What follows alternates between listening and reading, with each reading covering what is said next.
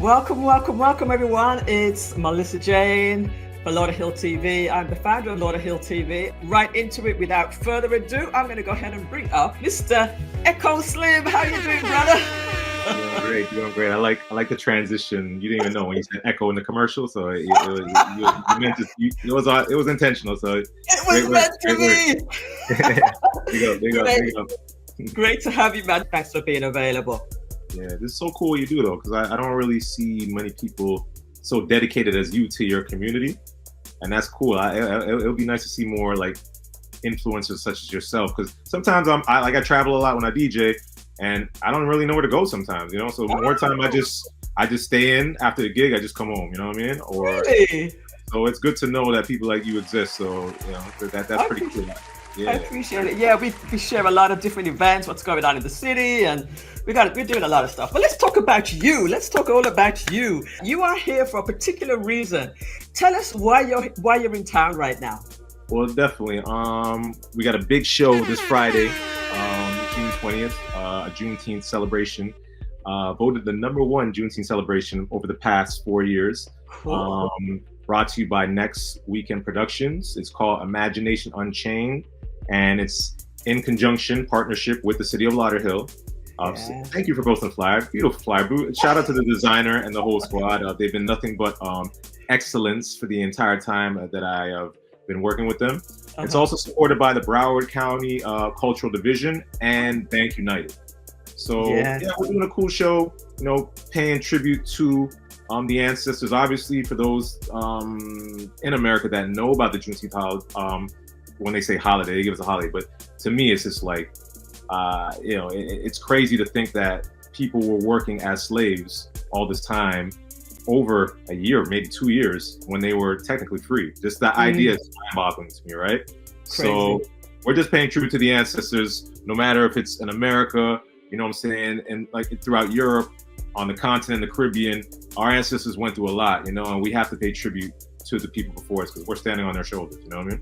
Yeah, absolutely. Appreciate you for that. So what are you going to be doing during that event? Well, like I said, I'm a producer, and I do a lot of work in the community with the youth and just the young people and just people in general. Like, music is my thing, right? No matter how much I try to run from it, or the parents be like, yo, you need to be an engineer or a doctor or a lawyer, you know what I'm saying? The typical in our households, I couldn't shake it, right? So I've just started embracing it more, and I was working with the youth a lot, and I do a songwriter camp. I put a lot of songwriter camps together where I'm starting to realize more that my talent is connecting people and bringing people together and making them flourish together once their talents are combined, you know what I'm saying? Okay. So that's been my thing, right? So I did a songwriter camp. A bunch of artists came through, a lot of young artists, and we created music all day in the studio. We literally we're in there for 12 hours just making music, and we made probably 20 songs or more. Okay.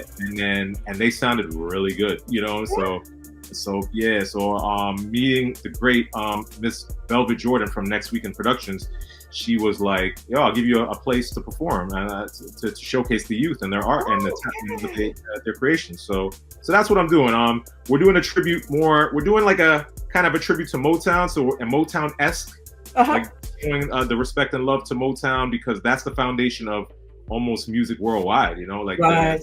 You know what I mean? But at the same time, we're infusing the youth, their perspective of music, and their influence with the Motown, and to create a very cool showcase. You know? Well, that's great. So it's a showcase. It's not necessarily you performing per se. It's really showcasing all of the different artists that you helped to produce. Correct? Right. Nice. I could sing, but they can sing to me so much greater. You know what I'm saying?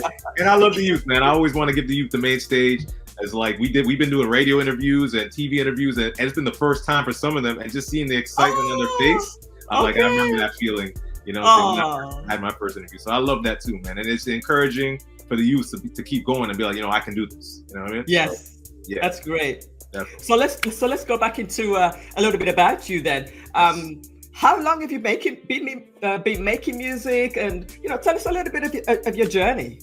Oh man, well, influenced by music we all have, probably from the womb, from conception, right? My dad, my parents are from Trinidad, and I grew up just listening to calypso, soca, you know what I mean? That's all he wanted me to listen to, you know what I mean? And then I get a little taste of the Bob Marley, and I get a little taste of the Peter Tosh, and then the Gregory Isaacs and the D Brown, and then you get a taste of some of the dancehall, and then I get a taste for the hip hop, right? So it all came together to kind of form me, because my playlist is just like all over the place. I like from alternative to house to reggae to dancehall to soca to calypso to just chill meditation music if I just want to just relax, right? So so I give thanks for that, and that kind of influenced me to become a DJ, because I was pretty much DJing like in elementary school. I was the guy playing all the music, you know what I mean? Whether it's vinyl or whatever, or an iPod or CD, right? I was that person. And then I got into production. I just always, admired people like a Smokey Robinson or Berry Gordy, and then moving on up to like a Q-Tip from Tribe Called Quest. Okay. You know what I'm saying? Or a King Jammies, right? I'm pulling influences from all these different cultures. Gotcha. And that kind of just made me the producer who I am. And I toured with this group called Black Violin. We toured all around the world, you know? Yeah, and I got to give a shout out to Sons of Maestro. They performed last year. Exactly. And they're kind of like the students or the proteges of Black Violin. Black Violin. I was there, actually. Yeah, so I remember them when they were little kids, when they were like up to my waist. I remember them, right? And now they're such big, great men doing great things in the community. They're like bigger than, so they're like my little big brothers, right? So touring with Black Violin and meeting such great people around the world gave me I got even more of a cultural experience from just different regions, and that really took my music to a whole nother level in terms of production, so that's pretty much a little tidbit of a little bit about you. My story's crazy. Yeah, very nice. Crazy. It seems as if you handled a lot of different styles, a lot of different genres. But let's talk about the big thing that maybe the highlight of your career. I don't know.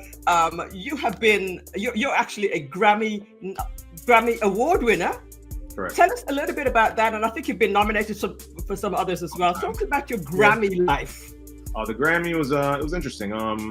I helped produce a song on Coffee's first project that won the Grammy. Oh yeah. I was one of the producers on that. That body of work was a great body of work. I got to give a shout out to the people involved. Walshy Fire from Major Lazer was a big part of that. My brethren Nico Rebel, you got to interview him as well one day. Sean Alaric, I got to big up Teflon Zingfence, and I got to big up Izzy Beats, right? So we were all part of that project. It was great. I'm a kind of producer in my life where I've always been in the development process of an artist, right? I came up with the artist in the beginning stages, and Coffee was kind of a similar situation where she was rising. I sent some beats to Walshy Fire, and she liked one of them, and next thing you know, she got signed. You know what I'm saying? And the momentum kept blowing up, and then next thing you know, it got nominated, and then it won finally. And I was like, "Yo, this is crazy! Like, you can't make this up, right?" So that was a great experience. So definitely a great experience. Good. That's good. All right. So, we don't have too much time tonight, but I just really wanted to give you an opportunity just to learn a little bit about you. I was there at the event last year at the Lauderhill Performing Arts Center. I didn't even know. I probably seen you there. I didn't even know. You know what I'm saying? Because when I heard the name EchoSlim, I said to myself, I'm sure that he was there last year. Were you there last year too? I was there. I was in the crowd. I was backstage. That's my family. Like, anytime they perform, I'm showing up, because like Maestro, I love Maestro, their manager and their father. And I love Daddy Maestro, we call him. Yo, Daddy Maestro, what? Yo, man, that's a real, I love Maestro, man. Because he's go hard. One thing with Maestro, if you got to support, you're going to blow up, man, because he gonna promote you to the world. You know what I mean? So for real. He even shared this post today, You know what I'm saying? Yo, his WhatsApp does not stop. Shout out to Daddy Maestro and the Sons of Maestro. Yes. All right, let's wrap this up then. Do you want to give any more shout outs and give out your social and everything like that? Definitely. You can check out my website, EchoSlim.com. You can check me out there, spelled just like that, .com. Hey, yo, you on point, man. Listen, man. Big up, MJ. I never seen no one spell Millissa like that, and I love that. Big her up. You on point, man. So big her up. Lauderhill TV all day. This is my drop. Yeah, see that? You with the kids. See that? Yeah, man. We got to work with the kids, man. I'm always with, because that's the future right there, man. You know what I mean? So that's me. That's what I do mainly, right? That's my legacy, and that's what means the most to me is the work with the youth, man. That's beautiful. Each one of these youths, they're gonna change the world. You know what I mean? They're gonna change the course of where things are going. You know what I mean? So I always have faith in the youth. But yeah, EchoSlim.com. You can check me out. Check out our performance again, Juneteenth. It's gonna be June 20th. Imagination Unchained. It's at the Lauderhill Performing Arts Center. That's 3800 Northwest 11th Place, Lauderhill. All right. We're gonna be there performing. You got me. You got Candy Rivers. She's doing a Whitney Houston tribute. She's one of the best singers I've ever heard. So definitely come check her out. And be on the lookout for me and my collective. I should say the collective. Yes. It's their thing. It's the youth. And still, that's the new group.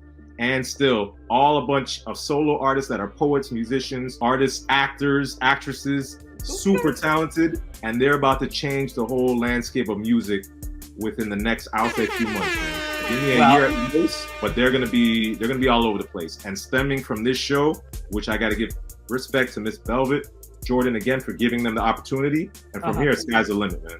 Beautiful.